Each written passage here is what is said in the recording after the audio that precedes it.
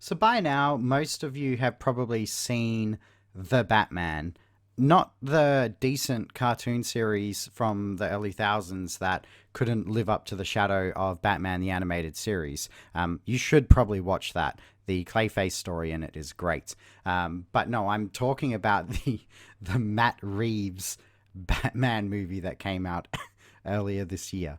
Um, you guys know the one, right? Where Batman does none of the work, wears a terrible costume that doesn't fit him, that was probably purchased at a Hot Topic in 2004.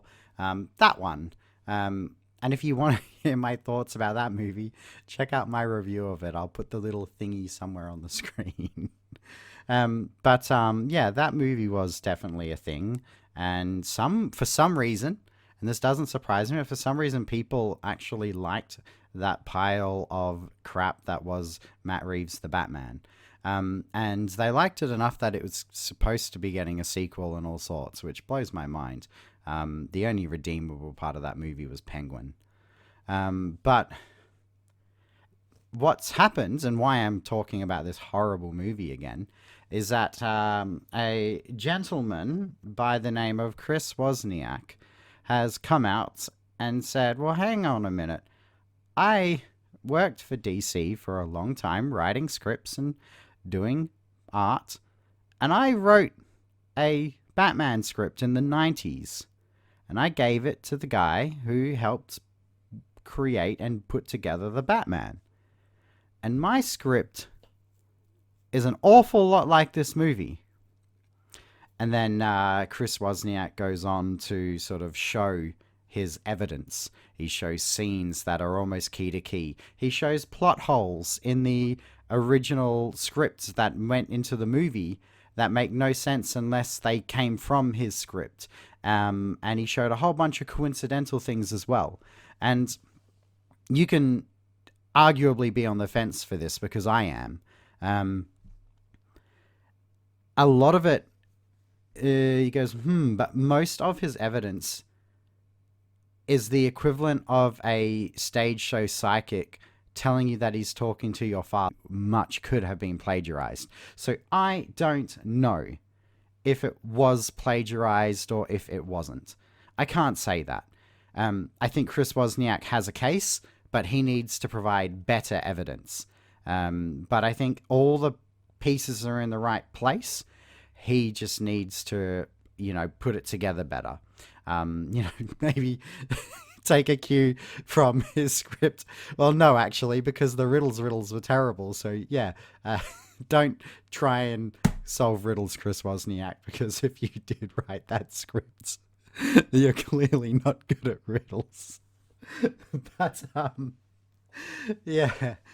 Chris, if you watch this, and I know you're not, but if you do watch this, much love. You're a talented person. You got to put a little bit of humor in these videos, and maybe cover your ears, earmuffs, Chris, earmuffs for this next bit. My take, what I think about this. All right, so we've got two scripts, very similar, lots of overlap. One person is saying plagiarize, and all the pieces seem to fit. Okay, that's fair. There's not enough pieces, but the pieces seem to fit. Okay. Why? Why would you say this? It's like, all right. Let me word this correctly. Let me word this correctly, guys. It's as if, like, you wet the bed, but you blamed it on the dog. And your parents believed it.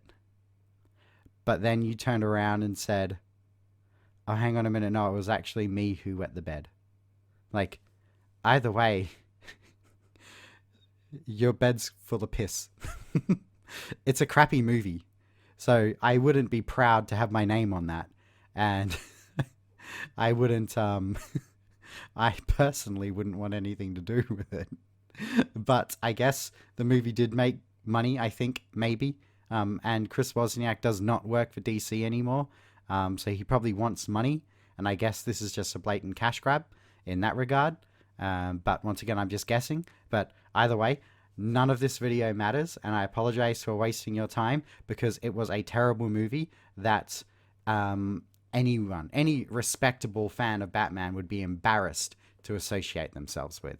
And that is my take on hashtag BatmanGate. Oh, by the way, like and subscribe. You know the drill.